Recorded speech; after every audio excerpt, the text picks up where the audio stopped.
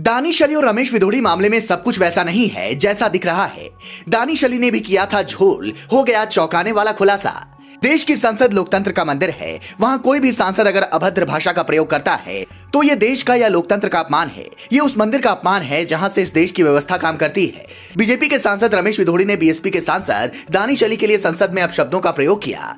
रमेश विधोड़ी ने दानिश अली को ऐसे ऐसे शब्द कहे, ऐसे ऐसे अपशब्द कहे जिनका प्रयोग हम यहाँ नहीं कर सकते।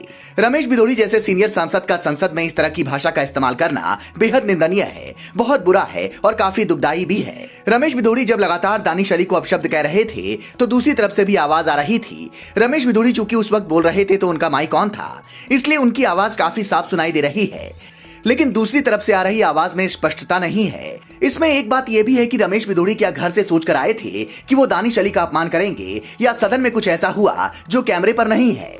राहुल गांधी एक्टिव हुए और दुखी दानिश अली से मिले। दानिश अली पर आएंगे, लेकिन पहले ये जानिए, अब सवाल है कि चुने हुए सांसदों द्वारा इस तरह के अपशब्दों का प्रयोग क्या पहली बार हुआ है? क्या रमेश विधोड़ी ने ऐसा पहली बार किया है, या चुने हुए सांसद ऐसा पहले भी करते रहे हैं? सवाल तो ये भी है कि अपशब्दों का प्रयोग कहीं भी कभी भी नहीं होना चाहिए, लेकिन ये हो जाता है। और जो लोग देश चला रहे हों उनसे तो ये उम्मीद बिल्कुल भी नहीं है।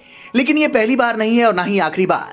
इससे पहले भी भरी संसद में टीएमसी की सांसद महुआ मोइत्रा ने अपशब्दों का प्रयोग संसद में किया है। महुआ मोइत्रा ने एक टेलीविजन प्रोग्राम में गंदे इशारे किए थे। संसद में भी 2013 के दौरान सोनिया गांधी ने समाजवादी पार्टी के एक सांसद का कॉलर पकड़ने की कोशिश की थी, जिसका जिक्र हाल में निशिकांत दुबे ने सदन में किया है।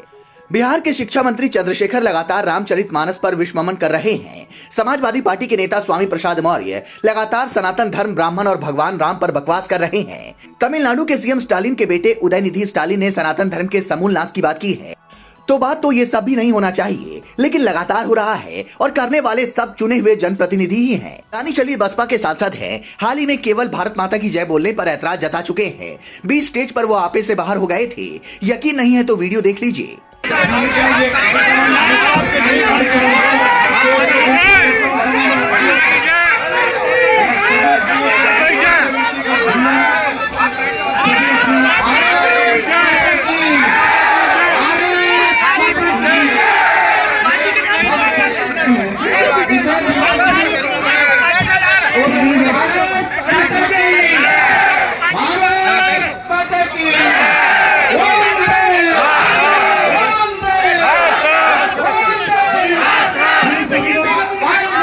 ये बस हालिया एक वाकया है। ऐसे कई किस्से हैं दानिश अली के जो बताने के लिए काफी हैं कि दानिश अली किस मिजाज के आदमी हैं।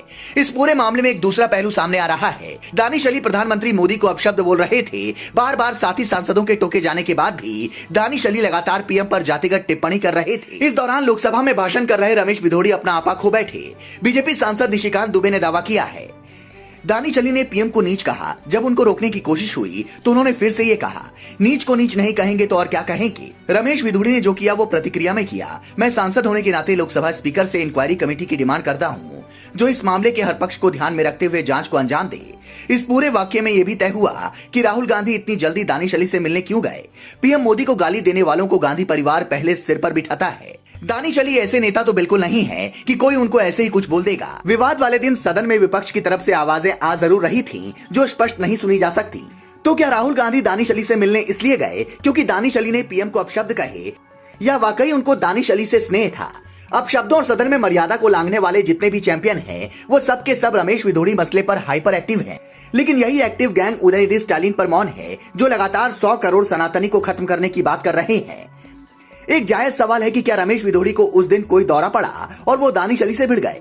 क्या दानिश अली को जानबूझकर टारगेट किया गया, या कुछ ऐसा है जो दानिश अली अपने विक्टिम कार्ड से छिपा रहे हैं? Bureau report, leading Bharat TV.